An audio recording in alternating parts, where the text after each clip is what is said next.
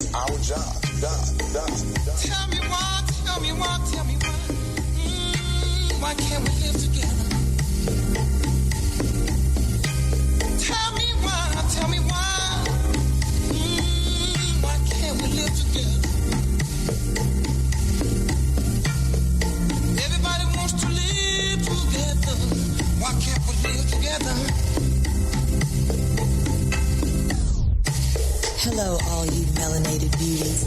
Sun-kissed by God's lips. This is Coy with your black tea sip. I'm sipping power to pour you the truth. Go grab your cup. Let's fill it up.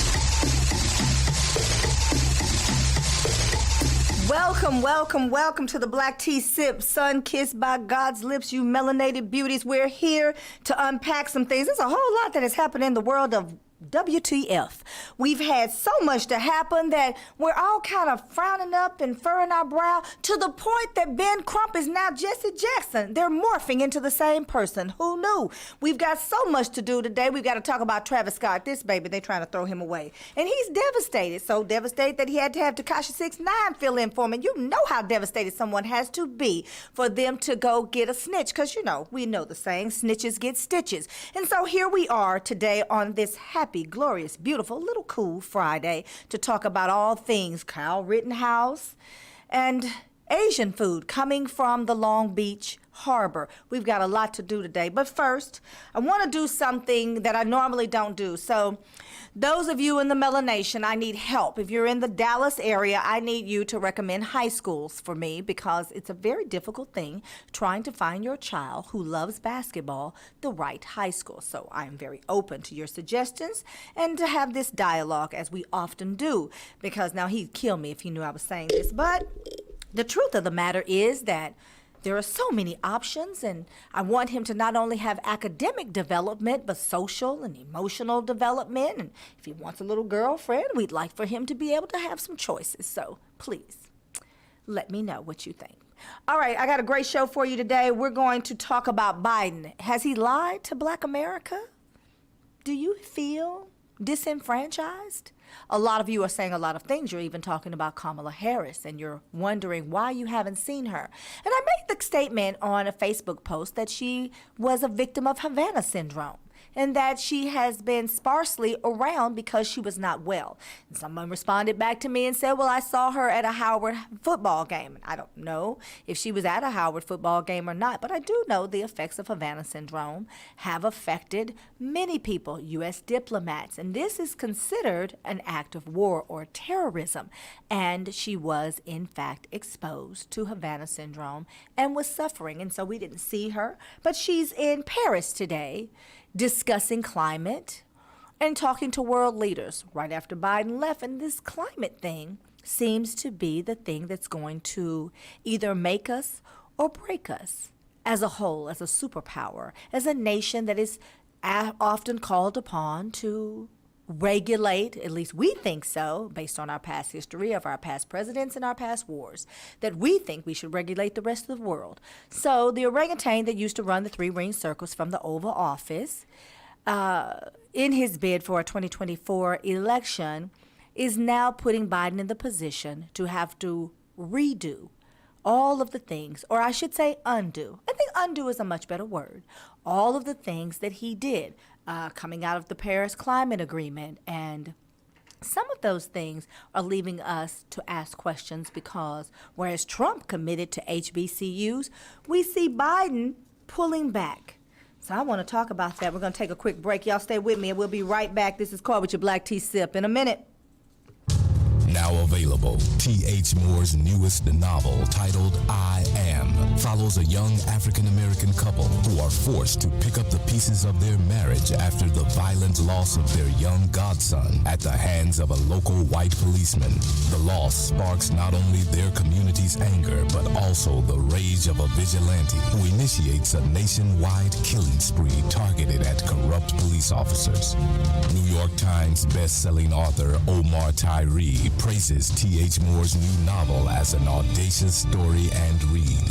Dr. Christopher C. Irving, CEO of the Miller Institute for Leadership and Diversity in America, calls it a daring story. I Am by T.H. Moore, now available at Amazon, Barnes & Nobles, and at thmoore.com. Nourished skin is healthy skin. Simply Ardor skincare products provides luxurious nourishment for your body. Indulge in rich scrubs and body butters and top it off with our sensational and unique aromatic lines of sprays and roll-on fragrances. It's simple and lovely. Simply Ardor. Love is real. Just spread it. All right, and we're back. If you're just joining us, we are going to talk about, did Biden lie to Black America? Because there are a lot of things that we feel like he did not do. One of which is to secure the, what I want to call the John Lewis Act, to ensure that BIPOC, I know that's the new thing, like Black, Indigenous, people of color. We come up with all these acronyms instead of just saying people of color. Now we've got BIPOC because we're going to just group all the people together because everybody that's of color is the same, right? So now we have the disenfranchisement of people that typically look like me, because Greg Abbott has decided that you cannot, in the state of Texas, you can't vote by absentee ballot, and you have to substantiate why you want one. Whereas Harris County was trying to just send an absentee ballot to everyone because, you know, Governor Hot Wheels seems to think that the pandemic is actually over. Little does he know there are 20 states that are surging in the wrong direction, but there we are, trying to figure out how to vote. We've got elderly people and disabled people that now kind of have to substantiate why and how they should be able to vote by mail. The state of Georgia, for instance, where you cannot give someone a glass of water. Remember when I told you that if it doesn't make sense, there's a racist lurking somewhere? Well, Georgia's no different, because they didn't say juice or apple juice or cognac or Hennessy or Bud Light. They said water. You cannot give water to someone standing in line. And the whole idea about that was because you would influence the vote by giving them water. But now it's been said that if you do not offer them any information, any literature about voting or anything of the like, you can certainly give them a drink of water. So here we are. We go to Congress, we elect Joe Biden, and we say, listen, the disenfranchisement that's going on with the Republicans right now needs to be stopped because people of color are being disenfranchised. Well, I think the thing about people of color, we're really saying people that are voting Democrat. Not all people of color vote Democrat. I mean, we've seen that where we group everybody together and then, well, of course, everybody's not the same and they vote against their own self-interest. When we look at Florida, for instance, many of the Cubans voted for Trump. Technically, Cuba would fall into his category of a poop hole country, not just Africa. I know he said Africa, but not just Africa. So people voting against their own self-interest has often caused us to try to explain to people what's really going on. And I've often said that Republicans tell a good story. And well, Democrats, they talk about data. They want you to understand facts and figures and numbers and graphs. Whereas the Republicans, much like Trump, they'll draw a line to emphasize whatever it is that they want to say about the graphs. And so here we are trying to figure out where or if or when Biden is going to deliver on the things he told Black Americans. So you've got a lot of people that are very upset with Biden, and now they're throwing poor Kamala under the bus because of her affiliation. When a little birdie told me that Kamala and Way to Go Joe are not getting along at all because she is demanding certain things for the Black community and he has not been able to deliver. Those are the things that make you say, So let's talk about some of the things that are going on. We need to get rid of the filibuster, right? Because the filibuster is what often gets the Democrats in trouble. We don't filibuster quite like the Republicans. The Voting Rights Act. So, that's kind of like the John Lewis bill. Before he passed away, he was really emphasizing the Voting Rights Act. And he wanted to ensure that many of the things that came along with voting rights legislation in 1965, that we didn't lose them. And we have lost them because the Supreme Court gutted the Voting Rights Act. So they not only wanted to ensure that they re-implement them, if y'all will let that be a word, they wanted to make sure that they secured it in such a way that the Republicans would not be able to do the things that they're doing. One of the things that they've done is the Supreme Court, which is Republican-led, decided that the state no longer has to justify why they're changing a rule of law when it comes to voting. That's just a very simplistic way of saying it. And that's a big deal because where we are right now in the state of Texas with everything, the Governor Hot Wheels and his cronies and even, the convict, I'm speaking into fruition, the convict, Ken Paxton, the things that they have done with the Texas legislature to prohibit you from being able to vote, at least have security in your voting. They have gutted that. And they don't have to justify it anymore. Just like the redistricting line. So another little birdie, it seems like I'm talking to a lot of fowl lately. Well, a little birdie told me that, they redrew a line specifically for a Republican so that to ensure that it would be 55% Republican. That seems to be that it should be illegal, but no, they're getting away with it. And so that same line where a Democrat contacted me and he wanted to run for that seat, and we were really looking at the numbers and trying to make some determinations about whether we should raise money and spend money for that race. Because every race you may not win, but there are so many issues and topics that need to come out. We make a determination that we'll run someone in that seat so that the issues become a part of the conversation. But in this particular case, when we looked at the numbers, Cornyn, you remember Cornyn? Remember when he came here and he wanted to have a conversation with all of the black leaders in Dallas, including our mayor and at the time our chief of police and our sheriff and I even believe the fire department was there. And he wanted to have a very real conversation about what he could do. Well, you could stop voting for things that hurt us. But aside from that, Cornyn would be he was 75% in that particular district. That was recently drawn. So what do your numbers look like? And are Democrats, do they have the ability to draw lines to make sure that Democrats win? Or people like me who are really independent thinkers? I don't vote Republican, I vote Democrat, but I don't disagree with every single thing that the Republicans do because I feel like many times the Democrats are, dare I say, lily-livered, yellow-bellied, spineless, jellyfishish. I've been watching a lot of Westerns with my mother. And so it seems to me that oftentimes when we need to have a backbone and we need to double down, there are not enough Democrats that are willing to do that. Recently there was AOC and there was a Republican that had a whole video on social media about choking her to death and, strangling her, I think is a better way to put it, and then approaching Biden with a sword. I think if you did that on your job, you'd probably lose it. Unless your boss was a Republican and agreed with murder. We do have the January 6th insurrection, and, there was a whole scaffold erected as a noose, and, you know what, never mind. I guess you get away with that. You get away with fantasizing and imagery of murdering women and men, and as long as they're Democrats. And so really and truly, we do need the Supreme Court to not be so lily-livered and spineless and one-sided and biased and actually hold people accountable. But, I guess I'm just living with rose-colored glasses. The truth of the matter is that where we are right now is Biden has pulled back funding for HBCUs. Now, wait a minute, before y'all get all up in an uproar. He didn't say he wasn't going to give funding to HBCUs, but the funding that was promised by Donald Trump is, not necessarily happening. And so here is the problem, because I really like to offer up the problem with a solution. The problem is, I'm going to make myself be a Democrat, but really I'm just an independent thinker.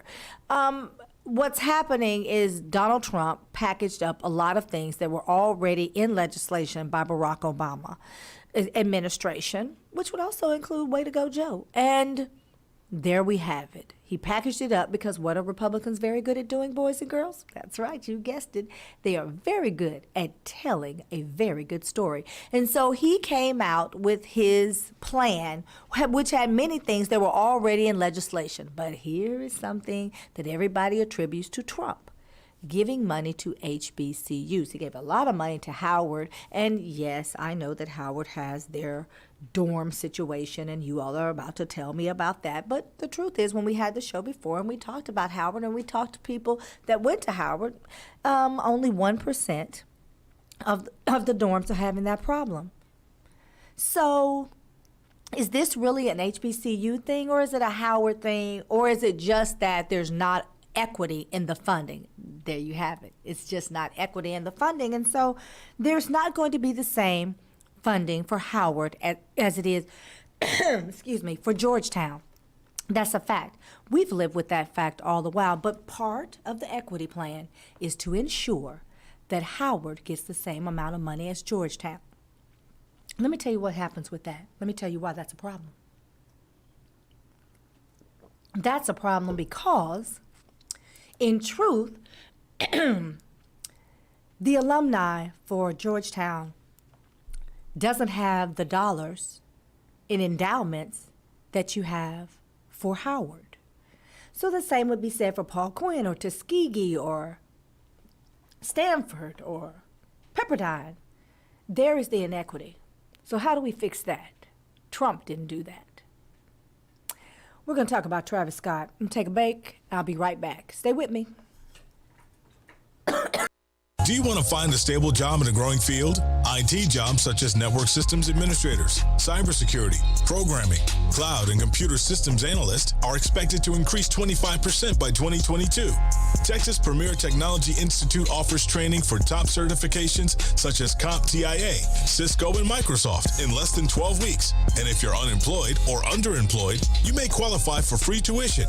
Contact TPTI at 1-888-490-TPTI or check them out on the web at tpti.us. I've been waiting to share my love for such a long, long time. And the thought of loving you, it makes me smile. But I must be sure that this is really worth my while. Can I trust that you will always make me feel amazing? Baby, your love's contagious. We love the stages. This love we're making is fire. I take hits to go higher. Loaded up, just one kiss, I misfire. Run, I saw Cupid with a gun. We make music and use it when it comes. We didn't choose it, but prove we get it done. The mood is setting source of sun. So baby, have a little fun. Gorgeous, Miss Flawless, ruler of the queendom. Truly knows what it takes to help and build a kingdom. Fly as a mother, but the lady stay grounded. Her ass ain't the only thing that be well-rounded. Strength of flow, Evans, dope is Miss Huxtable. The lady that you don't mind giving your loving to. You deserve a toast. Can I have this first dance? Met 3 times, I feel it's my last. Can I be your Isley brother? You my sister's sledge. Arousing my mental, baby, giving me head. Over your head, eyes above your breast. First order of business, praise and respect. Your grind is an art, hardly duplicated. Vivid as Van Gogh, Rembrandt can't paint it. Take me to new floors. Thank you for the elevate, pushing me higher. Thank you for the levitate. And this is more than a dedication. Sacred love is a celebration. This is made for when you feel you can't make it. I'll build a safe haven, a place you can run when it's raining. I'll come when it's raining. Baby, keep a lookout for the sun. And maybe we can stay forever young and play forever until the morning. Love without wanting. So many never know it where we from. But I promise if you hold on, things will get better. Be strong. You never have to go at it alone. I know that it's a lot of temptation, a lot of trouble out there. But I swear that I'll be here when you get home. So baby, take the long way. Let your light shine, let your song play. Gonna speak your mind, lemonade, go Beyonce. I love your innocence, I give the world to you one day. Wake up every morning, pray for you, then I say amazing. Baby, your love's contagious. We love the stages. This love we're making is fire. I take hits to go higher. Loaded up, just one kiss, I misfire. Run, I saw Cupid with a gun. We make music and use it when it comes. We didn't choose it, but prove we get it done. The mood is setting, so it's the sun. So baby, have a little fun. I like how you make me feel like this love could be so real. You and me could have some fun. Will I be the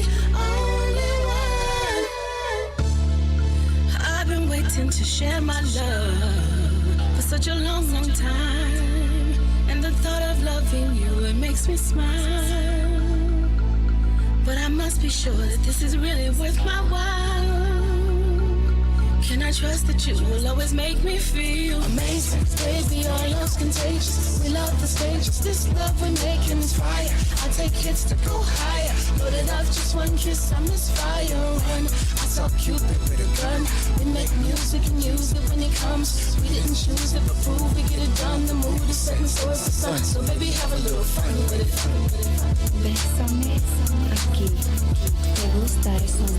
All you have to do is come here. Ay, ay. You know I got you. Dámelo. And we gonna keep it loose. Sí, papi, así. All right, and we're back. If you're just joining us, we've been talking about whether or not Biden lied to Black America, but I really want to talk about Travis Scott now, because, you know, this baby, I mean, he would be a baby to me. He's old enough to be my child. This baby, they are going to really throw this baby away. They are throwing him under the bus, from the police chief to Live Nation to the organizer. Everybody wants a little piece of Travis Scott. And so I thought, well, you know me, I thought we would do a timeline. You know, I love a timeline, baby. I love to break it down. So here we go. Want to hear it? Here we go. So Friday's events, last Friday, events, based on the New York Times and what they know, because, you know, I wasn't there, people started lining up at 3:30 in the morning. Now, I know y'all line up for Jordans, and I know y'all line up at Best Buy so y'all can get the Black Friday, but I did not know that y'all also line up for entertainers at 3:30 in the morning. I found that to be extraordinary, because there is nobody I want to see and give up my sleep. But okay, but this is not about me. I've digressed. I beg your pardon. So they say fans started lining up at Astro World grounds well in advance of the concert. Now, because I was thinking to myself, was this a noon concert? Like, am I misunderstanding? What is happening here? No. Y'all just like to line up at 3:30 in the morning. I mean, you know, it's not real cold, I guess. It's Houston. So they estimated about 1,000 people were there in and around that time of morning. And they were already waiting in line for the gates to open early in the morning. So the main entrance that you know you've seen highlighted, that was where you could enter at 10 a.m. So they're there close to 7 hours, 6.5 hours early. The gates opened at 10 a.m. last Friday, and they rushed through the gates. Some even jumped over barricades. So this is a rowdy crowd off the TOP. And there's a video of the NRG entrance showing the crowd of fans that were trampling a fence as they rushed into the grounds. So those are things that make you go, because I told y'all this is a WTF Friday. It's a whole lot of things going on that make me question, well, all of the week's events. So you've got them rushing through the gates. You've got how the crowd grew very quickly as early as 10 o'clock in the morning. And so they have an aerial. I know y'all have seen the aerial shots of the grounds where it shows that the crowd was massive that night. So I just want to pause right there, because one of the things that concerned me was, if you look at Live Nation, they make you basically acquiesce a lot of your safety, I'm going to use that word, that you kind of acquiesce it by virtue of wanting to attend the concert. But here's the problem that I'm having. We are still in a pandemic. I know that a lot of people say that it's over and it's gone, but we are still in a pandemic, and we still hear of vaccinated people. Okay, before y'all start, yes, I understand that they say that there is a disparity between the number of vaccinated people and unvaccinated people that get sick and hospitalized and or die. Got it. But vaccinated people are still getting sick. And what we know for sure is that vaccinated people can contract the virus, and they can also spread the virus. So Y'all just went out there to the great big wide Travis Scott Astroworld with absolutely no mask. Y'all just, y'all was out there just raw dog in the air. So you have this crowd that started forming at 3:30 in the morning. We saw that they estimate 50,000 people were there in attendance based on ticket sales and, the way they counted for aerial view. So by 8:15, medical staff was overwhelmed helping venue medics because as early as 8:15, people were getting sick. And then the crowd surge worsened. So before 9, countdown to Travis Scott. So I want you to understand, before Travis Scott even took the stage, people were already getting sick, getting overheated, having to have medical attention before he hit the stage. Okay. So, and I'm saying that because Travis Scott had no way of knowing what was going on in the crowd prior to him entering the stage. But those personnel that were responsible for safety, as in fire and police and venue organizers and staff, would have or should have, in the law they say known or reasonably should have known. Well, I'm just going to leave that right there. So, there's a countdown, and it begins 30 minutes before Travis Scott's scheduled performance and on the chill stage at NRG. An ICU nurse told partners at CNN that people were compressed up against each other, pushing forward and backward. Okay. Now, pandemic, large crowd, raw dog in the air. But that's not really the issue. Here's the issue. Travis Scott has bought into this notion that black folks don't typically do this, but I'm old school. Y'all know I'm old. So black folks don't typically do mosh pits and carry people across the crowd. That's not typically what we do. I mean, you're not gonna find that at Anita Baker concert, granted, but I mean we didn't do that with Eazy-E and Ice Cube or LL or Salt and Pepper, whoever you liked. That's old school. We didn't do that. That is, this whole punk rock kind of era. So in that, Travis Scott has people, hurling him through the air. That's very dangerous, because, the guy that, remember the whole thing about the pink diamond in the forehead? Remember that? And it got snatched out because of the crowd, and he got the diamond, but I'm sure that was painful because, it was embedded in his forehead. Okay, well, I've digressed. I just think the whole thing is absurd, but what do I know? I'm just a mom. So now we have this crowd, and Travis Scott is known for telling people, go wild. I'm not quite sure what wild is at a rap concert. I mean, I guess if it was NWA, go wild would... Well, never mind. So here you have people going wild. So when you say go wild, I mean, there are certain expectations there. Houston Fire Chief Samuel Pina said that the crowd surged from the sides, not from to back. So the people who were on the fringe, on the outside, they are the ones that compressed the people in the middle and pushed them forward. Now, 9:30 p.m., ambulance responds within the crowd. So they move an ambulance through the 50,000 people on the ground. Okay. The music stopped as the ambulance made its way through the crowd after the first reports of people getting hurt in the crowd. Now, here's the other thing I want you to understand.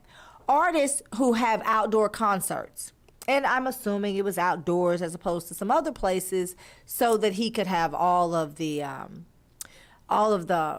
pyro. I just really don't understand all that fire, but okay. And then you want it outside because it's a pandemic and, it's the responsible thing to do. But the thing I don't understand is when you know that these things happen.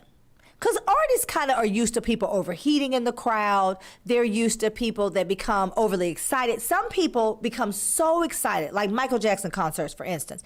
They would get so excited that they would pass out, literally. I never understood it. I don't like nobody enough to hit the ground in my good clothes if I'm dressed up at a concert. But, you know, to each his own. So they are used to those kinds of things. All right. So precautions should have been taken, right? I agree. The music stopped. The ambulance made its way through the crowd after the first reports of people getting hurt. There's video footage of Travis Scott stopping the concert and asking, you know, what is that, as the ambulance enters.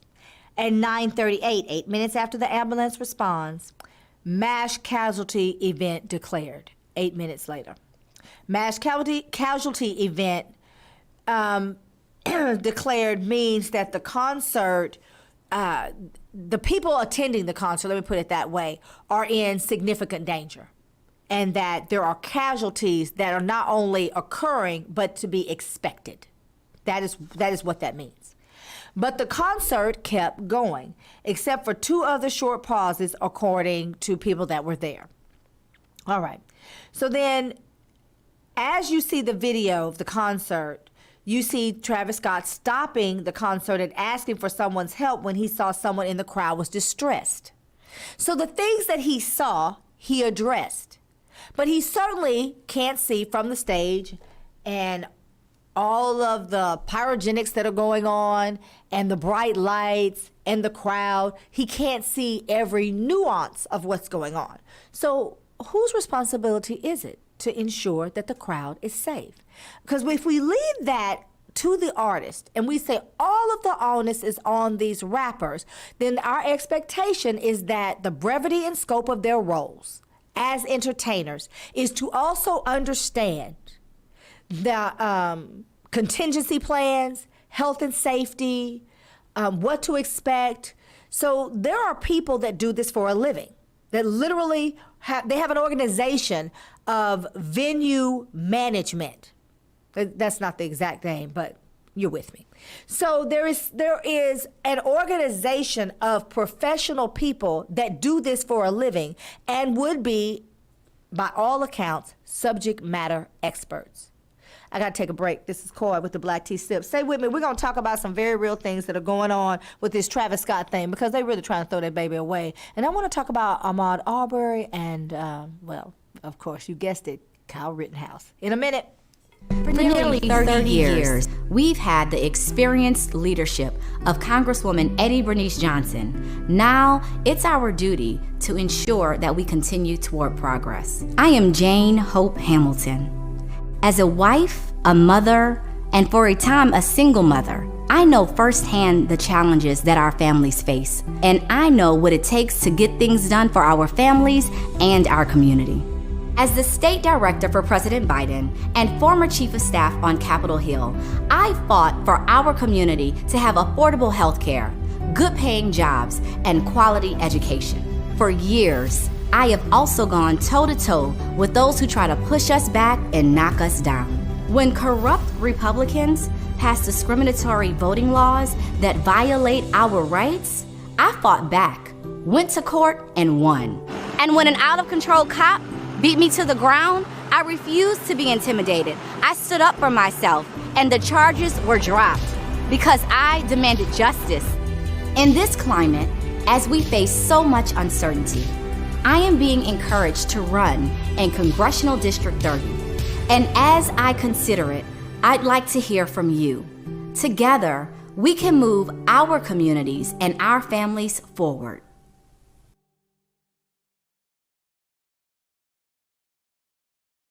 Joining us, this is Coy with your Black Tea Sip, and we are unpacking the whole Travis Scott tragedy, but the saga continues. So after we realized at 9:38, we, as a society of people, at 9:38 there's a mass casualty event. And, it talks about Travis Scott stopping the concert and asking what's going on, asking is that an ambulance. But the idea that he continued the show as if he was callously continuing his show without forethought or consideration for the people in the audience is well, it's absurd, because there's no way that he would be able to see exactly what's going on, perform, know what to do, how to stop the show, how to render aid. Like that's a bit much. What I think should have happened is the police officers that were standing there filming themselves at his concert, they probably should have taken more of a role. But let's continue to unpack this timeline. So around 10:10, the performance stops. It's about 30 minutes before it's scheduled to stop. And it's officially stopped, and it's 30 minutes before it stops, and they're calling it a mass casualty event. However, they had already declared it a mass casualty event at 9:38. Okay. So even after the music stops, emergency medical crews are making their way to the crowd and trying to get to those persons that are now patients. You have the Houston Fire Chief, Samuel Pena, says the exits were blocked, but since there were so many people in attendance, those tightly packed near the stage couldn't get out. So I know we've all seen the news coverage where they're trying to pull people over the barricade, and they're attempting to try to render aid in that way. What I didn't understand is why they didn't move the barricade. So they had people that they got over the barricade, and then they sent them to the VIP area. So Travis Scott's show ends, people are still stuck, but the artist leaves the stage, because at the end of the concert, no artist stays on the stage. So, you know, you have security, emergency response plan, and what I want to talk about is how it failed.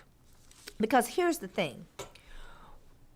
Travis Scott is known for having these wild concert events. That's well known, established by the Travis Scott fans and concert goers. Now, I had to place the baby. Like, I was like, oh, who is this man? What is he doing? And then, somebody was like, oh, he goes with Kylie Jenner. And I was like, oh, yeah, that really helps me. So in that, I'm trying to understand from a concert goer, you follow this guy, you kind of know that his concerts get a bit wild, but is it your responsibility to take certain precautions? Yes. The same way, I'm sure your father told you this, because mine did. You never put all your money in the same place. You break your money up. You put some money in your sock. You put some money, if you're a girl, you put some money in your brassiere. You put some money in your front pocket. You don't put it in your back pocket so you won't get pickpocketed. You take certain precautions. You do certain things. You make sure that you hydrate and that you're getting enough water at concert. There are certain things that you're required to do as a participant. I'm going to use that word. And even in the law, they have this thing called contributory negligence. So you contributed to the environment in which you found yourself in distress. The law will look at it in that way. Perhaps not in this way, since 8 people are dead, including a 14-year-old and a 9-year-old. So now the issue is, who was responsible for ensuring the safety of the concert goers, the audience, the people that paid? And I think the amount for the ticket was something like $350 per person. I don't know about you, but I guess I'm just old, because I like a seat when I go to a concert. Like, yeah, I'm going to stand up and dance a little bit, but then I also like to sit, because I'm usually wearing high heels, but I like to be able to sit down.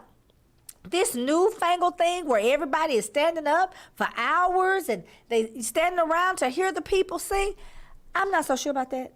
I'm not so sure about that at all. And I just don't see myself paying $350 for the opportunity to stand outside for hours. Listen, many years ago, Prince did a pop-up concert in Las Vegas. Now, Prince in Las Vegas, who don't want to be a part of that? So we went to the pop-up event in Las Vegas to see Roger Prince Nelson in his high heels and his tight pants and his lady blouse with his hair whipped. Like, baby, we showed up for that.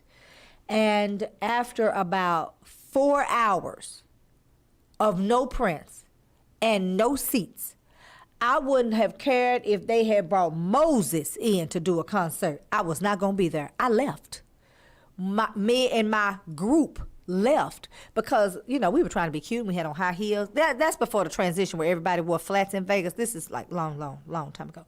And so my feet were hurting and it was nothing Prince was going to be able to sing or dance or do, even if he had done the splits, with the microphone, how he kicks the mic stand and drops it down and comes back up. That would not have healed my feet, although I wanted to see it. And since it wasn't my first time seeing Prince, and I certainly didn't think it was going to be my last time seeing Prince, I left because I am not accustomed to standing up, waiting on someone to show up. But this is a new age and a new time. So knowing that the gates opened at 10 so that people would get, premium seating, I messed that up, premium standing. There should have been things done to ensure that that you could regulate the crowd, that people didn't get injured. And that is your health and safety, that your plan. You also have a contingency plan. If this happens, we do this. If that happens, we do this. That doesn't seem to be the case here. And what does seem to be the case is the fact that they are trying to throw poor Travis Scott away. The young man is absolutely devastated by what has happened. And so NPR got the latest operations plan. And it was Houston Public Media, to be specific, but that would be National Public Radio. And so the Texas-based security consultant to Live Nation. So Live Nation, who sells the tickets, wants the, let's say, subject matter experts or the expertise of a consulting company that is supposed to have all of the knowledge of how to do the very thing that Travis Scott is proposing, this Astro World concept, and they're supposed to be able to do it in a way that keeps people safe. Well, clearly that didn't happen. So Live Nation ignored Travis Scott's reputation for encouraging audiences to go wild. Remember I said that earlier? I don't know much about this baby, but my little research says that. It says that he tells people to go wild and let yourself go. And so his track record, he has an established track record that would have aided them in this Astroworld Festival. 2 years ago, which is a previous Astroworld Festival, as well as some other shows that he's done, Live Nation should have been able to anticipate that there were dangers because of crowd behavior. One of the security experts and founder of crowd management strategies told NPR there was enough evidence from previous shows with Travis Scott for them to build in contingency plans. That did not happen. So his concerts are no, remember I told you the mosh pits and the people shoving, and I'm not saying they're doing that, but that's what it brought to mind for me, because I used to think that was crazy, where people would start fighting in the crowd. I'm like, I'm not going to pay no money and then have to fight somebody and people hit me in my face. I just don't understand all that we do at concerts. Clearly, I'm too old. So here we are, where he's known for the ruckus of the crowds, and Houston Public Media talked to Paul DiMendetto, and he said, as a Houston native, he knows full well that Travis Scott encourages fans to dance and do mosh pits. Mosh pits are where they stand in a circle and they push and hit each other. I told y'all, black folks don't typically do this. All this crossing over from hip-hop to rap to pop to punk rock it's too much. It's too much cross-pollination. And so this is a problem. And Travis Scott should have been told not to do that. We can't have this concert. We're still in a pandemic. You got all these people standing outside, in the words of my daddy, outdoors. You got all these people standing here, and we cannot afford for this crowd to get rowdy. He should have been able to say, listen, we just gonna keep it all 100, and we're not gonna do that because it's a pandemic. Just blame it on coronavirus. Or any of her cousins, Delta, Lambda, Gamma, any of them. It would have worked slightly. And make sure that the police are policing the crowd to ensure that it doesn't happen. But you can't police the crowd if you're trying to take your pictures and post it on Facebook and Instagram. I mean, I get that.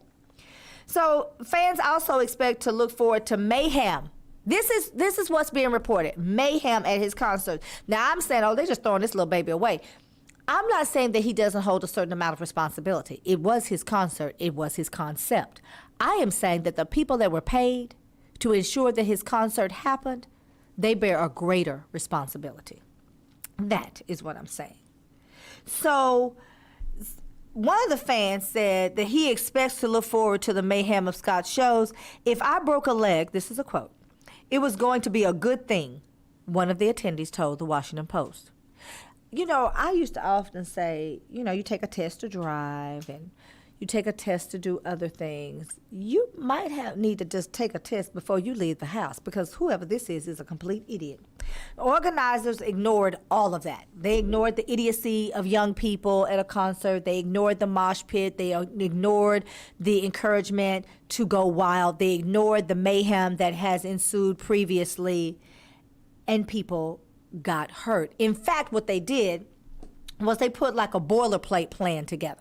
And a boilerplate plan is just kind of standard. It gives you a skeleton, a foundation for the things that should be in the plan. And then if you have a good consultant, then they tailor that plan to the specific needs of the artist's request and the concert goer's needs.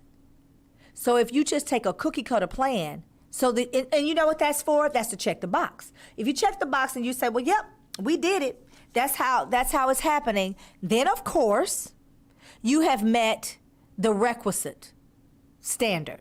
You have to have one. Here you go. I can tell you, as working in compliance for many, many, many years, you don't do that. You write a plan that is specific to the needs of that particular situation to avoid incident. And so this thing about throwing Travis Scott away is, you know, you look for the deepest pockets when you're in a litigious situation.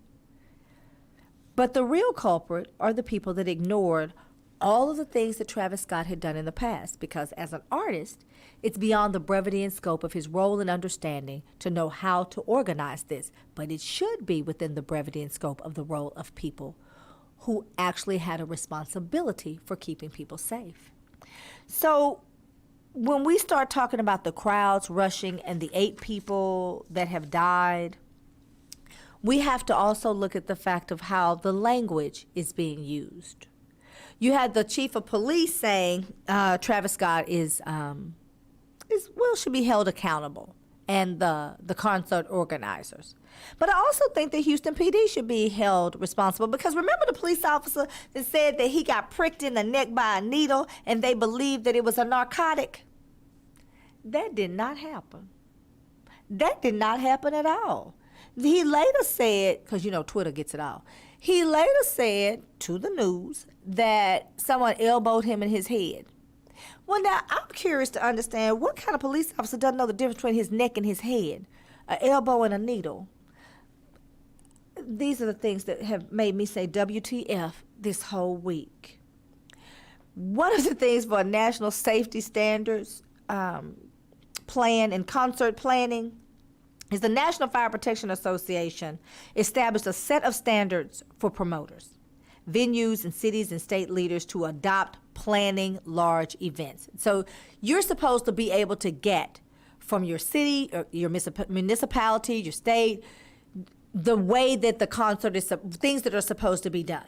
The fire department has the rules, you know, and that's when you go to a building that says no more than X amount of people. And, you know, when you're youth, you go to a party, it's far too many people there, and the fire department comes and they shut you down, or they tell you X amount of people have to leave. It goes a little bit beyond that when you have a concert crowd of 50,000 people who are standing up in a large space and no seats, no assigned seats. So one of those requirements, crowd behavior, is that the building and life safety group has set of standards written down and documented for how to handle large crowds. But that was not included in the boilerplate. You know, that thing they just checked the box. That includes anticipating any type of event that could happen. The plan is, how are you going to react? What are the things that you're supposed to do? And the code has provisions in it that address how safety accommodates standing room only events indoors and outdoors. So while they are throwing Travis Scott's name around, The truth of the matter is that they failed the people. And Travis Scott will ultimately end up in court and have huge settlements.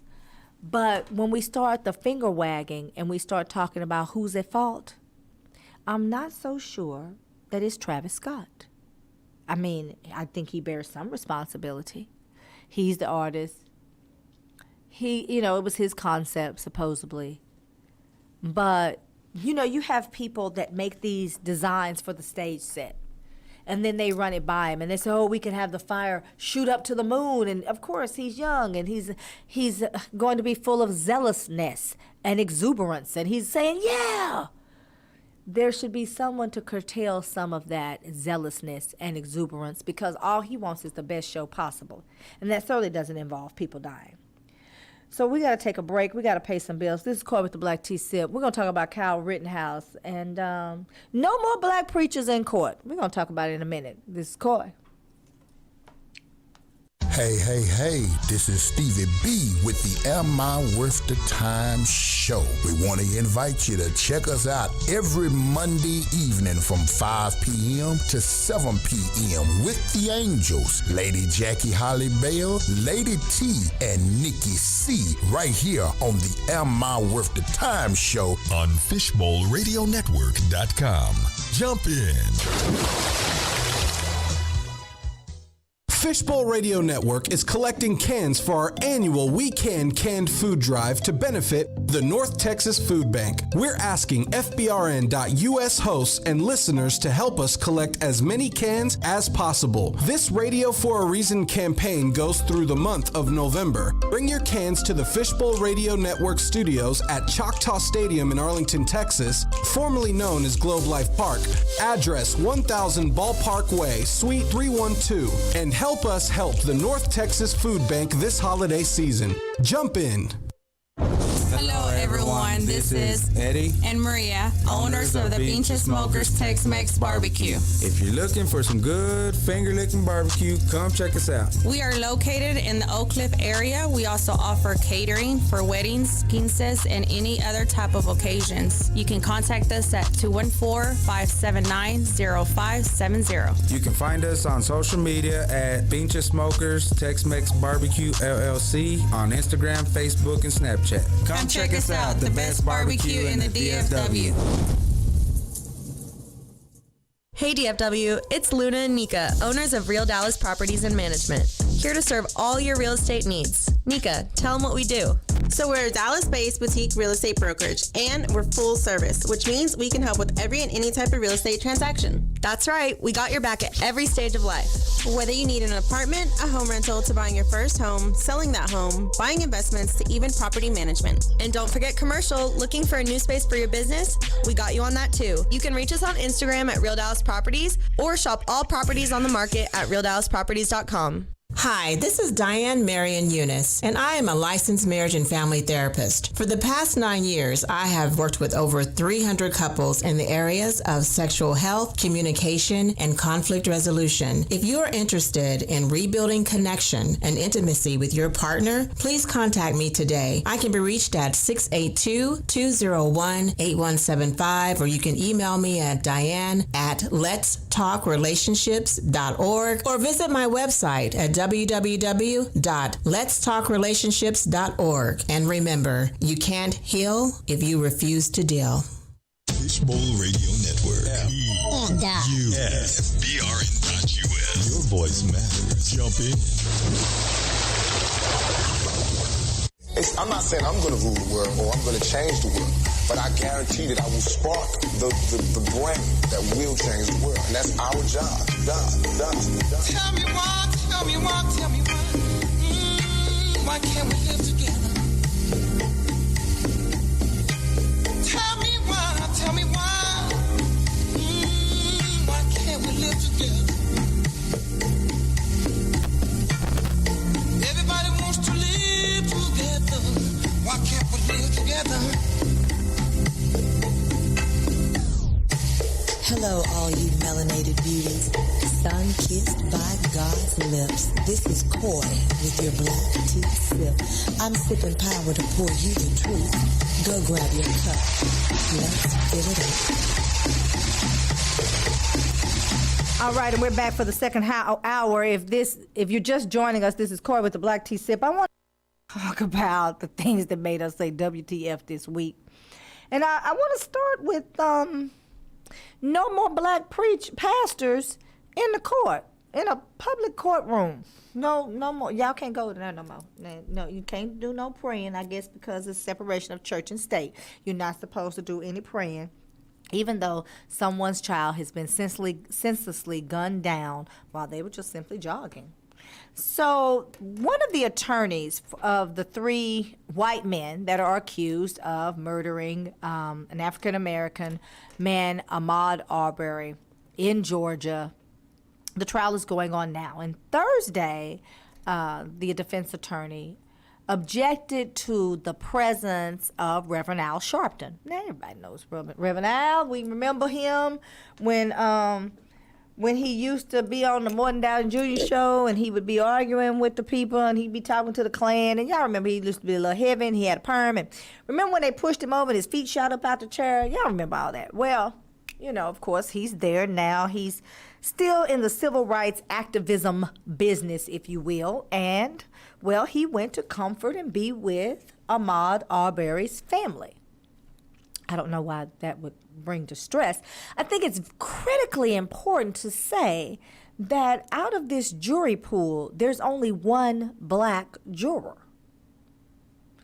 So the argument was with this whole no more black jurors, and I want to be clear that Kevin Gough, I think it's Gough, Gough, is representing William Roddy Bryan, and so he's the one that filmed it. He's the one that filmed him, and he's the one that, ultimately it leaked. He got it to somebody who didn't like it, and they leaked it. But he's not part of the McMichaels, the father and son lynching group, the dynamic duo of lynching. He's not with them. He is, in fact, the lone wolf, if you will. He is the videographer. That's what we'll call him. So his defense attorney, Kevin Gough, says, we don't want any more black pastors coming in here. Say what now? I was floored. I mean, I literally said WTF. And this is when the jury was out of the courtroom. And he claimed he didn't learn until Wednesday night that Al Sharpton had been in the courtroom the day before. Well, that day, Wednesday. So he says, I'm guessing he was there at the invitation of the victim's family in this case. Well, he admits that he's a victim.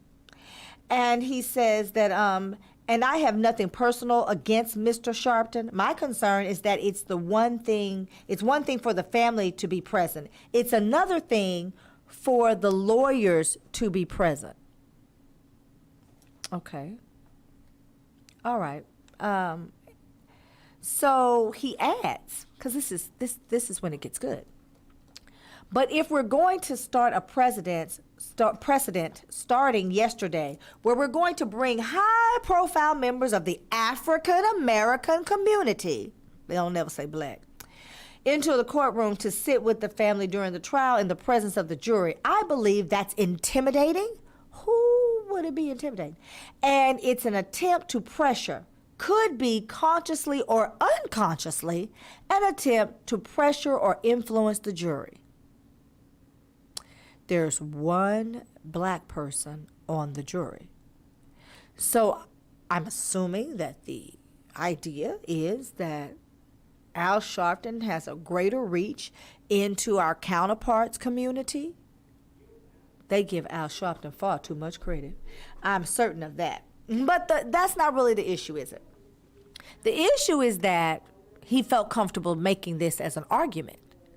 So here is a lawyer that is, practicing in this community, licensed in the state of Georgia, and he has the sentimentality that this argument is valid and should be made, but more than that, he has the comfort level. He's very comfortable making this argument. We have school board members. We have county commissioners. This is still Kevin Gow. We have all kinds of pastors in this town, over 100, because he's counted. And the idea that we're going to be serially bringing these people in to sit with the victim's family one after another, obviously there's only so many pastors that they can have. Oh, okay, so now there's a quota on your spiritual resources. And if their pastor right now is Al Sharpton, that's fine. So he is telling these people it's all right who they choose to have as their pastor. The caucasity of it all. Then that's it. We don't want any more black pastors coming in here trying to influence the jury in this case.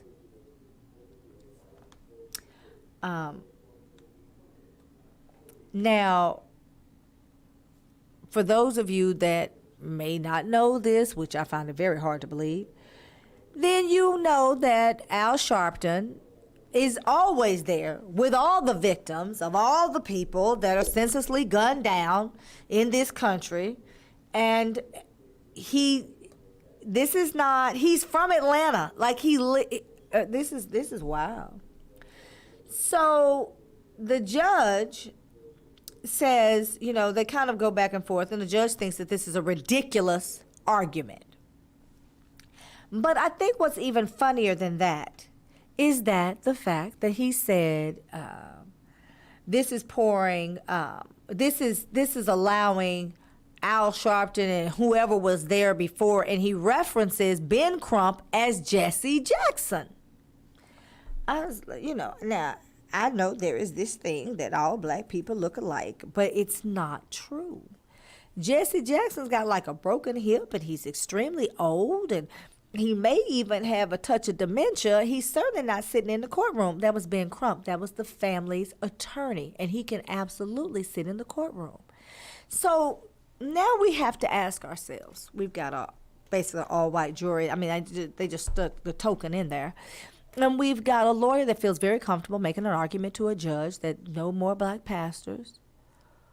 What kind of Mickey Mouse show is this that we're witnessing?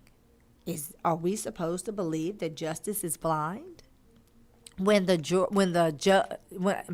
defense attorney is literally saying no more black pastors? He didn't say no more pastors.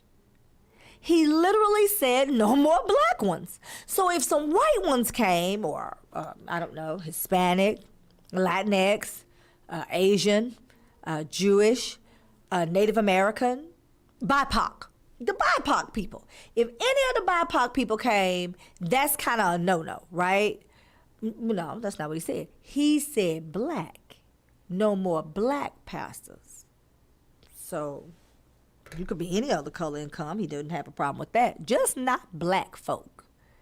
So what are we supposed to believe about the McMichaels and old Roddy who hired this fool, the judge, the jury? How are we supposed to believe that you're going to get justice for Ahmaud Arbery's death? Because let's talk about why the boy died.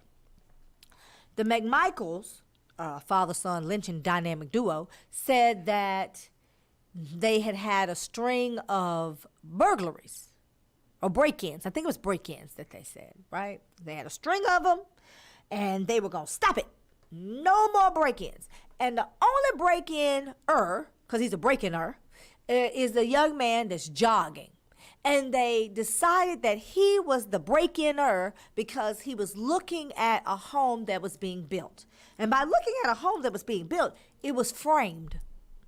It wasn't like he walked into a finished home. The home was framed. So he walked in and he walked through the framing, which means it's completely open. Wood is exposed. There are no walls, no carpet, no hardwood, no tile, no granite countertops. It's completely open. It's just the foundation and the frame. He just kind of walked through there and looked. I'm guilty of doing the same thing. You just kind of go and look through there and, oh, look at this. And you kind of get an idea and a scope. Well, apparently, if you do that, that makes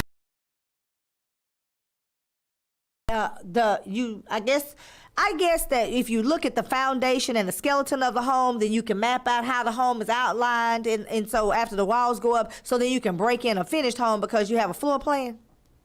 I don't know. That seems like they sure giving that boy a lot of credit. So they decided that they would approach him. And I liken this, and I said it before, I liken this very much to the George Zimmerman situation.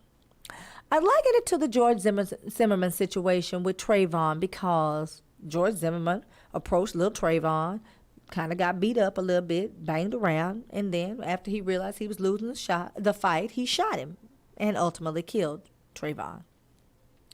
So you see a picture of, Ahmaud Arbery literally wrestling with Travis McMichael over the shotgun. He didn't have control of the situation. The one of the duo that goes out lynching to protect people from breaking earths. And so he didn't have control of the situation, and ultimately he shot him and killed him.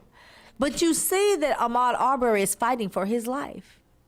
And even their own defense attorney referenced him as a victim. So the idea that the victim's family cannot have a black pastor there, or is only, as a quota, can only have one, it speaks to the kind of trial this is. It speaks to the kind of people that this lawyer felt comfortable enough to say these words. He certainly didn't have any angst or trepidation about how he would be perceived, or how the argument would be perceived, or how he would further damage the family, because of course that's not it's not important at all. This idea that we had a black president, we did it last week, we had a black president, racism is dead. The idea that you can say these things in court is outlandish. And as you can tell, today I'm not my same happy chipper self, because I'm really pissed off. I am sick and tired of bull. I'm tired of people deciding that their way of life is the way of life and that everybody should participate. I think if you hear him say it, then you'll get the meaning. Let's play the video of him making that reference. Over 100, and the idea that we're going to be serially bringing these people in to sit with the victim's family one after another, obviously there's only so many pastors they can have. And if their pastor's Al Sharpton right now, that's fine, but then that's it. We don't want any more black pastors coming in here, or other Jesse Jackson, whoever was in here earlier this week, sitting with the victim's family, trying to influence a jury in this case. And I'm not saying the state is even aware that Mr. Sharpton was in the courtroom. I certainly wasn't aware of it till last night. But I think the court can understand my concern about bringing people in who really don't have any ties to this case other than political interests. So, how do we determine who has ties to the case?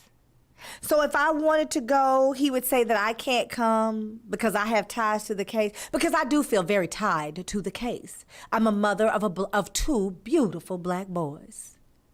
I'm not necessarily a jogger. I mean, my son's getting ready for basketball, and he was like, "Mom, I need to wake up at like 5 o'clock, and I need to run the hill." And I'm no. We're not running no hill. We will go to a gym that is well lit with equipment, because what we are not going to do, ladies and gents, is be outside in the dark night for somebody to get the wrong impression, the wrong idea, and decide that me or my child, or, equal opportunity, both, don't deserve to run the hill. This is a tragedy in this country. I'm sick of it. I'm sick of the fact that this man was comfortable enough to say that. And he literally said, "I'm sure the court can understand my concern." Wait a minute. You know how somebody says something to you and it catches you so off guard, you don't even really articulate your words. You just say, "Wait a minute, W-A-Y-M-E-N-T." That was one of those moments. I was like, wait a minute, what? Because we can't even watch the trial without being incensed. So we are all very tied to this trial. We are tied to the idea that you cannot in this country, because I'm getting really, really tired of all of it. You cannot sell water while being black. You can't be at the park while black. You cannot swim in the swimming pool at the apartment complex while being black. You cannot drive while black. You cannot stand outside the store whether you're selling a cigarillo or not. You can't do it while you're black. You cannot do all the things that you're supposed to be able to do. You can't go in a restaurant while black. You can't go in a restaurant because you have on gym shoes that are considered to be black folks' shoes, and so they wouldn't allow the man and his wife to go into the restaurant. Why? Because they were black. It had nothing to do with the shoes, because there was a white woman standing over there to the side that had on some Chucks. And if that ain't black, I don't know what is. So I'm at the point now where I'm starting to wonder, what is it that we can do while black other than be murdered? Because you can't even have your pastor or a pastor. Because this is what I know about the black community and our hierarchy of pastoral care and spiritual resources and how they pastor to their flock. You know, my cousin Freddie Haynes doesn't have to necessarily know the people to serve them, because the good shepherd tends to God's flock. Isn't that what we're always told? So when we loaded up a U-Haul at Friendship West Baptist Church, and me and two of my sorority sisters, Tiffany and Patrice, and I had all of our things, and my mother and I took those things to Friendship West Baptist Church, and I gave it to them. And the gentleman told me, one of my church members said, I keep pulling and it seemed like it's just more and more. And I said, this is not all me. And I explained that it was some other people that wanted to help the Haitians under the bridge. And because my pastor, Reverend Dr. Frederick Douglas Haynes III, Pastor Freddie, as he's affectionately called, was already there. With whom? Al Sharpton. At the border, under the bridge, trying to make sure that not only were we reaching the need of the Haitians that were stuck under the bridge, but that we were also providing pastoral care. Now, did he have to know every Haitian? Absolutely not. That's not what God called you to do. God didn't tell you to know the people that you shepherd. He said, go forth, every nation, and preach his doctrine. But you know how you preach the doctrine? By doing. It is deed over word. Yes, we need a good word, but we also need to see the examples of the word. So coming to be there, to be with someone in their time of need, doesn't mean that you necessarily have to have known them for 25 years. But what he doesn't know is that Al Sharpton is always with the family.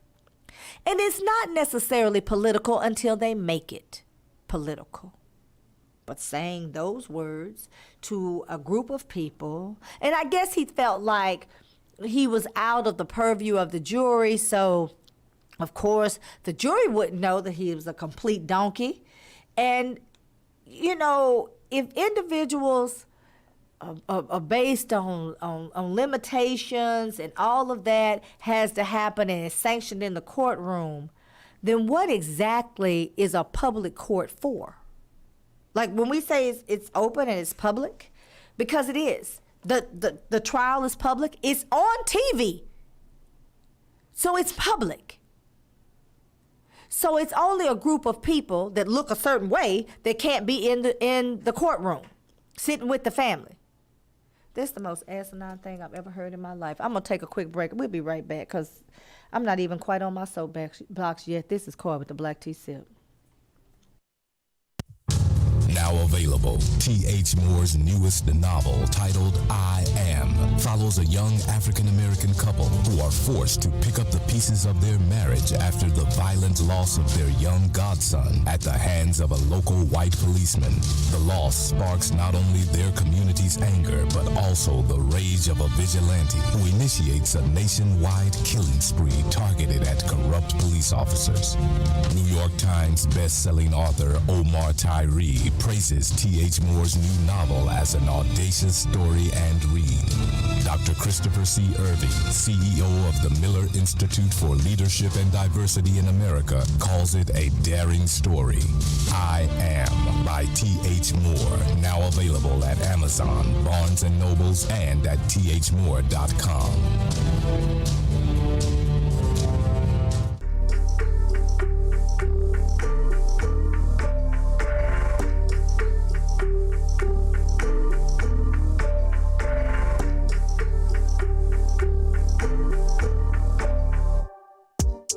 Louis on my eyes, you got them days. Took you a whole year to bounce back. Took me a couple days. You hitting licks, I'm getting rich. I'm hitting C-notes. Watch what you say, I got a pick. I can show you what he know. He can do tricks, he with the shit. Do what I tell him to. If he get at you, I plead the fifth. I didn't tell him to. I hit the block was hot. I had to drop the top. Remember the name, never forget the face. I'm coming back. Won't now, go get your phone now. Yeah, won't now, go get your phone now. You should watch me shine. Look like I hit the lotto. I be on my grind. Bitches think I hit the lotto. You should watch me shine. Look like I hit the lotto. Bitches think I'm lying. Nah, I ain't hit the lotto. Oh, now, go get your phone now. Cause I'm in a zone now. This is my town. Turn off the lights now.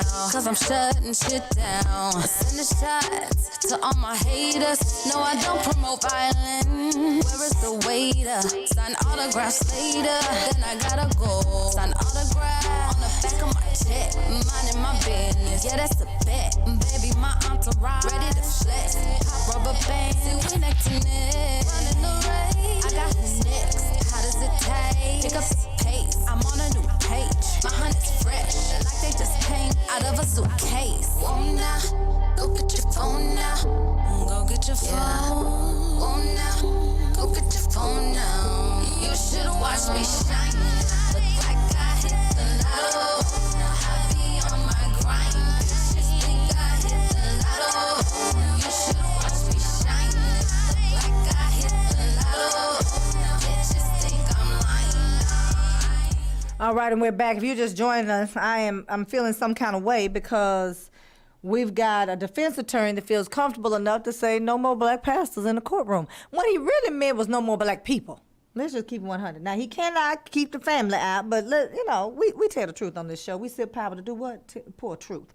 So what he really meant was no more black people. Lord, now if your people get murdered, you can't even go in there and see about them. I don't know what to say. I'm flabbergasted. So I want to tell you what else he said. Because if you're just joining us, we played the clip where he says, I think the court can understand my concern about bringing people in who really don't have any ties to this case other than political interest. And we want to keep politics out of this case. Well, this is one of the most political cases that we have because this country is in what is called the Great Divide, and it's black against white and white against black. And so it couldn't get more political. And the fact that he doesn't know that and he's supposed to be a learned man of the law also is eyebrow raising and makes you say on this WTF Friday, well, just that. He told the judge that he was asking the court to take appropriate steps to make sure the gallery, which is already limited, isn't being utilized for a purpose that could be viewed as improper. So Al Sharpton's presence is now improper. That's just insult to injury.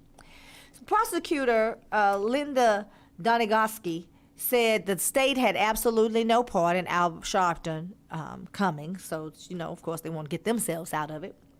Because, the family can't do what they want to do because they're black and they should really ask for permission. And so the judge says it is a public courtroom. I have no idea how Reverend Al Sharpton appeared here. This Linda Donigoski makes several references to the state, has nothing to do with this. And she says the state was unaware of how that occurred and how he came to be seated with the family. what I thought was interesting is even when the judge is saying, look, I don't know anything about this. The state is saying she doesn't know anything about this. The prosecutor for the state is saying she doesn't know anything about that. I thought it was interesting that the prosecutor did not say, but the family should have who they want to be with them in this time of need. And that was not said. And I thought that was quite interesting because to me, that would have been the most obvious rebuttal. So Judge Walmsley, I've had a little problems with him before. Judge Walmsley, the one who said that it was perfectly all right that they only had one black juror. Because, ultimately, they tell you a jury of your peers. And so since they're card-carrying 3K members and they got little pointed hoods poking out of their pocket, they certainly wouldn't have peers that look like me or you, Melanation. And so perhaps that's what he was trying to do, ensure that he had a jury of his peers. Not a fair jury, not a jury that would be seeking the blindness of justice, just a jury that mimics or mirrors the people that are being held accountable. And so he goes on to say, because, of course, he's already had issues and they talked about him, and he certainly, doesn't want to be talked about. And he said that he was made aware Wednesday that Sharpton would be sitting in the courtroom instead of someone from the Arbery's family. And my comment to that was simply, as long as things are not disruptive, because black folks cause trouble, disruptive, and it's not a distraction to the jury or anything else going on in the courtroom, so be it.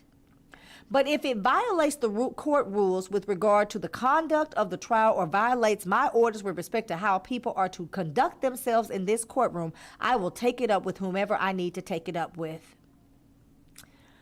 So he's basically saying if he has to deal with Al Sharpton, he'll deal with Al Sharpton. He said that he noticed once that Al Sharpton was there, and that was it. So he's going on further to say that Al didn't cause a ruckus. And the fact that nobody else even noticed that he was in here means that everybody complied with the court's rulings and sitting in this courtroom and listening to the evidence. I don't hear a motion, and I will tell you this. I am not going to blanketly exclude members of the public from this courtroom. If individuals, based on the limitations that we have in the courtroom, end up sitting in the courtroom and they can do so respectful of the court's process and in compliance with the court's orders, with regard to the conduct of the trial, then he says that's fine. So he says he doesn't even hear a motion. So basically, the defense attorney got up and grandstanded and talked about maybe Ben Crump, Jesse Jackson, and then talked about Al Sharpton in a way that was not only disgusting and improper, but it was also highly inflammatory and incendiary and suggests that, well, there may not be any, let's just say honor amongst thieves, there are certainly that of racist. There's no way around that. The judge goes further to say he didn't hear anyone say that he was a distraction. In fact, what I just heard is that nobody was even aware that he was in the courtroom, which drew a response from Jackson Sheffield, who is representing the other defendant, Travis McMichael, part of the dynamic duo for lynching. He said he noticed Sharpton was in the courtroom, but that he was not a distraction. So then they left him standing out there by himself, waving a racist flag, because that's certainly not going to help the client. Because at the end of the day, isn't the lawyer responsible for ensuring that people view his client in a favorable light? And so even though you have this jury and they're supposed to exclude themselves from watching the news and reading the articles, what we really have here is someone who has messed up the church's money. Because now you see Roddy as part of this threesome that murdered this black man for simply jogging in a neighborhood. Now you see his lawyer as a racist too. That certainly cannot be helpful. But we'll see what happens, because we've seen other things that have been done where, the fact that a 12-year-old boy was shot or an 18-year-old boy was killed or a 25-year-old man, Ahmaud Arbery, for simply not doing anything more than standing outside. Tamir Rice, shot in 3 seconds from the police arriving. or Trayvon Martin, who simply just wanted at halftime of the NBA game to go get a tea and some Skittles and ended up dead. So certainly we shouldn't expect a 25-year-old man. I mean, at least they let him live till he was 25. We shouldn't expect much more than that, should we? All colored folk need to sit down. I'm going to take a quick break. This is Corey with the Black Tea Sip. Do you want to find a stable job in a growing field? IT jobs such as network systems administrators, cybersecurity, programming, cloud, and computer systems analysts are expected to increase 25% by 2022.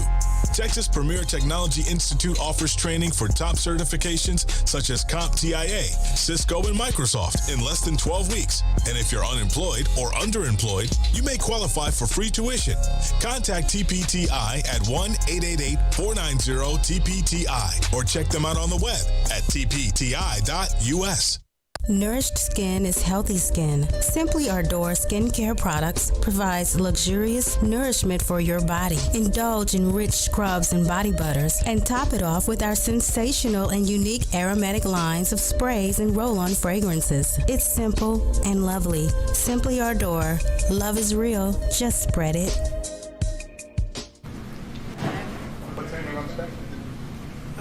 Let's hope for 1 o'clock. I don't know. Hope the Asian food isn't coming. Isn't on one of those boats in Long Beach Harbor. But let's. All right. So I want to move on to another group of bigots and racists and idiots. This is the WTF Friday, baby. So we just heard the judge make a very off-colored statement. They ordered Asian food for the jury, and they're going to take a break for lunch. Now, this ding-dong says, let's hope the food is not coming from the Long Beach Harbor. And everybody jumped on him. You know, I have a lot to say about when we try to force an argument. We all look, the whole BIPOC community, nation, you know, we got to group all the people of color together. Like everybody got the same issues when we don't. But I think that he's just as stupid. And I'm certainly not dismissing the fact that he is a bigot and or perhaps even a racist. But I'm not sure that he meant that because the food is Asian food, it's going to be late. I'm not sure that he's saying because it's being delivered, it's going to be late. I think he was making a reference about the ridiculousness of the Long Beach Harbor because there are 1,000 ships that are not allowed to dock and the cargo cannot be, it can't be unloaded. And I think he was trying, in very poor taste, to draw a correlation between the ridiculousness or the absurdity of that situation and saying he wanted to get back to court by 1 o'clock and let's hope the food is not delayed. It was a very poor statement to make, but I'm not sure that all of the things that people are trying to say about him and this one statement, I mean, I think they're telling the truth about him, and I think that the fact that he was trying to be funny is lost on many. But I think when we take these arguments and we try to force them into a category is how we lose. We get hurt. We end up having our message diluted and dampened and weakened in such a way that we're dismissed. So, you know, I want to hear what y'all have to say. Play it one more time, Angelo. Let's see. Let's hope for 1 o'clock. I don't know. Hope the Asian food isn't coming. Isn't on one of those boats in Long Beach Harbor. But let's. Trying to make a joke. He's an idiot. I'll not quit his day job because he's not a comedian. But I think he was trying to make a joke, and I don't think that it was targeted at a group of people. I think he's just dumb and can't tell a proper joke, and I think it was in very poor taste. And it was completely unnecessary and absolutely unwarranted. But I'm not sure that he was targeting a group of people in the statement. I think he was saying, let's just hope the food is delivered on time, because let's be completely honest. Our deliveries, oftentimes with food, are slow and late, and that has nothing to do with a group of people. That has to do with delivery drivers. That has to do with them being overworked. It has to do with people still trying to follow some sort of COVID restrictions in many parts of the nation, and so they don't have enough delivery drivers. And the fact that people are not trying to put themselves in harm's way. And the fact that people don't want to really work because they were getting good money from the government. I mean, all of these things come into play. But I'm not sure that the way we trying to take this is the way it should go. But I do want to talk about Kyle Rittenhouse, because that's the judge in his case. Kyle Rittenhouse killed 2 people and injured another one with a high-powered rifle. And get this, only one of those persons was black. So Kyle Rittenhouse was just there to shoot, maim, kill, and destroy.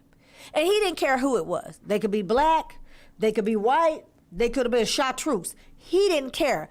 The truth of the matter is, it was a Black Lives Matter rally in Kenosha, Wisconsin. Does he live in Wisconsin? I'm so glad you asked. Absolutely not.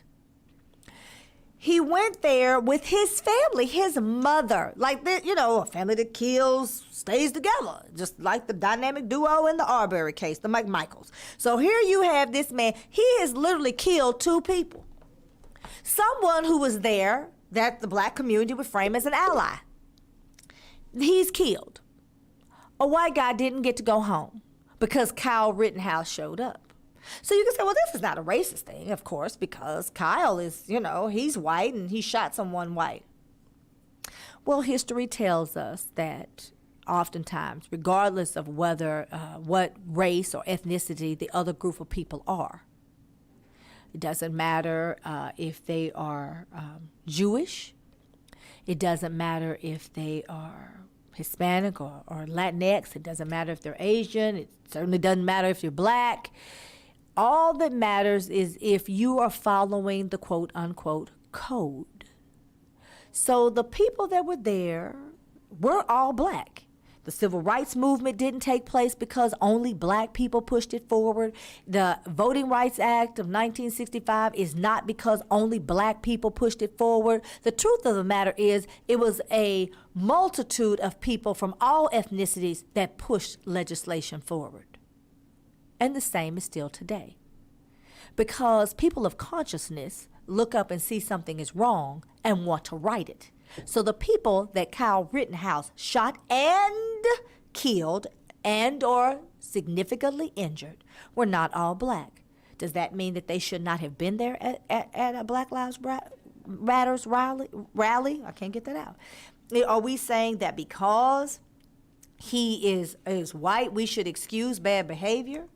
I mean, I talk about this all the time because I find it to be just riveting, the fact that young white guy in Dallas, Texas, was drunk and driving, hit and killed a Hispanic family, killed the mother and I believe one child, and significantly injured some others. And his lawyer argued that he couldn't be held accountable because his parents were affluent. And he, in fact, was a victim himself of affluenza. Perhaps Kyle Rittenhouse is guilty of just, I don't know, hillbillyism and peckerwood. Because the truth of the matter is that he absolutely went for trouble. Because you don't take a high-powered military-style weapon to a rally unless you plan to use it looking for an opportunity, a chance at shooting, killing, maiming, and absolutely destroying. Because the people who died, their families are destroyed. The person who was injured has had this significant memory of being shot and bleeding and trying to stop this person, Kyle Rittenhouse, from wreaking havoc. But Kyle is on the stand, and he's doing 3K card carrying, Watusi, as I like to call it, where he starts to get sympathy. Angelo, roll the tape. I step towards the Duramax, and as I'm stepping forward, I believe his name is now Joshua Zeminski. He steps towards me with a pistol in his hand, and as I'm walking towards to put out the fire, I drop the fire extinguisher and I take a step back. Okay. When you step back from Mr. Zeminski, what's your plan? My plan is to get out of that situation and go back north down Sheridan Road to where the car source lot number 2 was. And did you get back? Were you able to go in a northerly direction? I wasn't. Describe what happens. Once I take that step back, I look over my shoulder and Mr. Rosenbaum was now running from my right side. And I was cornered from in front of me with Mr. Zeminski. And there were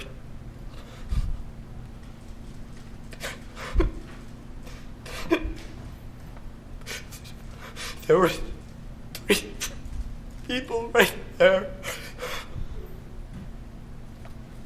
Take a deep breath, Kyle.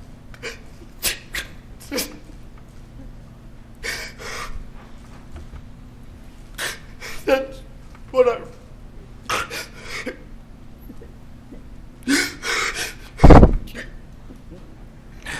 That's where I run. We're going to just take time for our break anyway. You can just relax for a minute, sir. We're going to take a break about 10 minutes, and please don't talk about the case during the break. Read, watch, or listen to any kind of trial.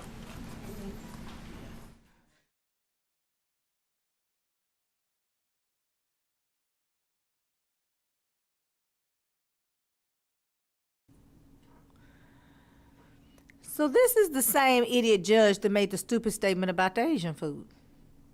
But we see him giving Cal Rittenhouse a bottle of water. That's kind of like Judge Tammy here hugging Amber Givens after her sentencing. We are seeing a lot of compassion from judges for murderers. But okay, just a bottle of water. I mean, certainly he has humanity. Okay. Cal Rittenhouse did not have one tear. Not one tear. When people are sobbing uncontrollably, they can't talk. You know what we call the ugly cry. I think Oprah termed it that, but the ugly cry. You cry means tears, not one. Angelo, can you bring it back up and kind of give me a still of it? Because he has no tears. And so now, because people are saying it's fake and it's no. There's no waterworks, that should be there. Then the woman that's the legal correspondent, her name escapes me, the legal correspondent on CBS Morning with Gail and Nate and Tony DeCopo. I like Tony. You can see, now keep going, Angelo. Now keep going. You're doing right. Now see, look, no tears. Good one, Angelo. See, I love my engineer. See how there's no tears. There's no glistening on the face. There's no water. So you got the idiot judge that made the stupid statement about the Asian food and this ding dong. And this is what we're supposed to take as the justice system at work. This right here is, well, it's less than an Academy Award winning performance, but I'm sure it would get him some YouTube likes if someone were to take it and somebody do that. Somebody take this, put it to music, give me a good meme, I'll play it every break. Because this is just, this right here he's a court gesture. I like that a lot. He's a court gesture. There's absolutely no water. He's not crying. So you know what they're saying? The legal correspondent from CBS Morning with Gail and Nate and Tony DeCopo, she says he's having a panic attack. Aw, shucks. We never would have gotten that on our own. He's having a panic attack. Okay, panic attack it is. I never saw him grab his heart. People who have panic attack, I've never had one. I mean, Tony from The Sopranos used to have it all the time. There was never a time that he didn't grab his heart. Because people who are having a panic attack have symptoms like they're having a heart attack. The only thing that Kyle has done is attack perfectly innocent people. That's it. That's all that happened here. He literally went on there and showcased his acting skills, not very good at all, and attempted to persuade the jury that he was emotional and terrified for his life, because that is ultimately his defense. His defense is, in fact, that he was terrified and fearing for his life, and that would make the justifiable shooting, killing of 2 people, injuring 1, and he gets to go home and live the life of his, well, affluency. From Dallas, Texas to Kenosha, Wisconsin, affluency rules if you look like Kyle Rittenhouse. This was a sham, and it should have been condemned by everyone. Or, if nothing else, just don't say anything about what you think your opinion is. But this woman in particular, and I've heard of some others, he was so emotional. And so when she said, well, he didn't cry. Well, sometimes you're so emotional, you can't catch your breath and you can't breathe. And sometimes you're getting shot by people where you don't get to have any more emotions. This is a sham. I am curious to see what happens, and we'll continue to follow it. But the 17-year-old boy that made a conscious decision to shoot and kill 2 people, injuring a 3rd, is not supposed to be able to do that. He's not supposed to be able to get on there and make a mockery of the court system. Because here's the thing about Kyle. 2 hours before the first shooting, there is Kyle Rittenhouse being interviewed live stream by someone that's, how people do, the producer of some show. And he's at a Kenosha dealership. Rittenhouse is there at the same time. Several other armed men are there. And some of them are positioned on the building's roof, overlooking the parking lot where vehicles were burned the day before. So what is he coming to do? To protect property. And if he has to take lives to do it, well, so be it. So Kyle Rittenhouse is there. He's with a group of armed men, flexing his 17-year-old bravado, shooting and killing 2 people. Before that, there's a brief exchange, and he identifies himself as Kyle. Another interview, because he's making the live stream circuit. Rittenhouse speaks to Richie McGinnis, the video editor of the Daily Caller. This is a conservative news opinion site. I'm sorry, y'all. My allergies are getting to me. And he claims that on another video with another videographer, that he was pepper sprayed by someone in a nearby crowd while protecting property. Property seems to reign true. You have a right to protect your property, but to what avail? Do you want to kill someone because they may be trying to steal your rims, or you just want to keep your rims? I mean, is it worth the quality of life being lost? And I think not. But Kyle and his cronies, they're there to protect property. In most of this footage with Kyle, the Times has reviewed several different angles. He's literally, it's almost as if he goes out seeking people to actually have himself interviewed. And before the shooting, he's in this area and he's talking about how people are destroying property and why they came, and how they're there to they're kind of like a militia, there to protect the property and to ensure that protesters don't protest in a way that would cause loss of property.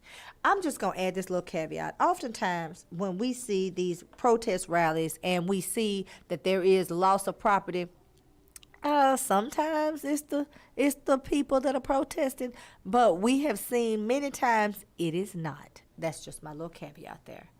So he eventually leaves the dealership, and he's barred by the police from returning to the dealership. 6 minutes later, there is footage that shows Rittenhouse being chased by an unknown group of people into a parking lot of another dealership several blocks away. Now, the first shooting is he's being pursued by a group of unknown gunmen. An unknown gunman fires in the air. It's unclear why, and the weapon's muzzle flashes, and you can see it in the footage. Rittenhouse then turns toward the sound of gunfire as someone lunges for him. Now, Rittenhouse had already gotten into it with some people, and then the crowd got on him, and that is why he was running. He had already been very hostile and aggressive. They talk about him going into the gas station. Very hostile and aggressive, and the crowd is trying, I think, take him down. Kind of like when people are on an airplane and a terrorist is there and they attempt to subdue. Let's use that word, subdue. So Rittenhouse then fires 4 times and appears to shoot the man in the head. Second shooting. Rittenhouse seems to make a phone call and then he flees the scene, and several people chase him, some shouting, "That's the shooter." Rittenhouse is running. He trips and falls to the ground. Kind of like a movie. You know how they always fall down? He fires 4 shots as 3 people rush toward him. One person appears to be hit in the chest and falls to the ground. Another, who is carrying a handgun, is hit in the arm and also runs away. So when Kyle Rittenhouse is saying that these people are approaching him, what you don't see from our clip is the fact that he had already been aggressive, and the people were not chasing him because they wanted to attack him. They were chasing him because he was the aggressor, and they were trying to subdue him. So this idea that he's afraid for his life, I don't know, do you get to say I'm afraid for my life when you're in fact the aggressor? When you're in fact creating the incident? When you are the one that's playing a role in your own disappointment? My granddaddy used to say, you play a role in your own disappointment, and the monster you're battling, you usually created it. So now we have Kyle Rittenhouse that's there for negligent homicide that would get him life in prison in Wisconsin, crying and slanging snot and saying that he was afraid for his life because, that's what you always say. That's what Zimmerman said. That's what the police officers said that shot Tamir. Or, you get in a situation like Sandra Bland where they decide they're going to arrest you and then kill you and say that you were depressed. So we'll wait to see what happens with Kyle Rittenhouse. And we'll wait to see what happens if any more black pastors get an opportunity to actually go and sit with the family, or if all black pastors are now banned, or if the world is going to right itself after this week of WTF, because it has absolutely been that. We've had craziness from judges. We've had craziness from attorneys. We've had craziness, bad acting skills from defendants. And we're still trying to wait to see what Biden's going to do. We'll do it again, same bat time, same bat channel. Me and Angelo will be here. We hope you will too. Love, peace, and hair grease. And I'm out.